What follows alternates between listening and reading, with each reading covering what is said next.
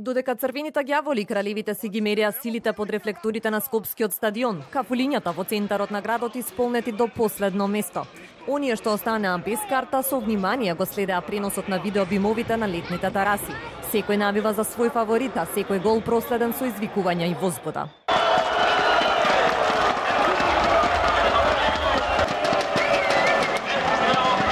Со навивачки песни, возбуда и развеани знамења, вака фановите на Реал навиваа во нивната фан зона.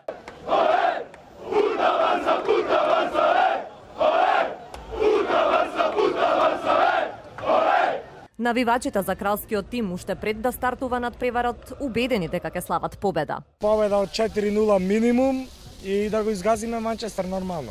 Реал Мадрид, Жесто ќе биде надпреварот, многу тешка утакмица, два гиганти се борат. Еуфоријата ни беше помала и во фан зоната на црвените ѓаволи.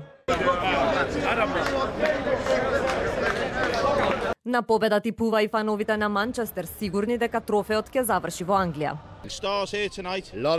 Многу звезди вечерва тука. Двата најдобри фудбалски клубови ќе се соочат. Манчестер Юнайтед најдобриот, а Реал Мадрид вториот најдобар клуб.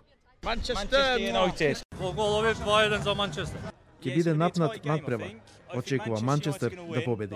Скопските гориштини не им пречеа на илјадниците фанови и љубители на фудбалот. Англичани, шпанци, хрвати, бугари, срби, луѓе од целиот свет го запоседнаа главниот град.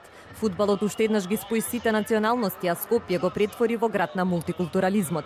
Скопје во фокусот на вниманието на светската фудбалска јавност. Преносот од надпреварот го следеа над 1 милиарда гледачи во 250 земји ширум светот, во исчекување кој ќе го однесе овогодишниот трофеј на УЕФА Суперкупот.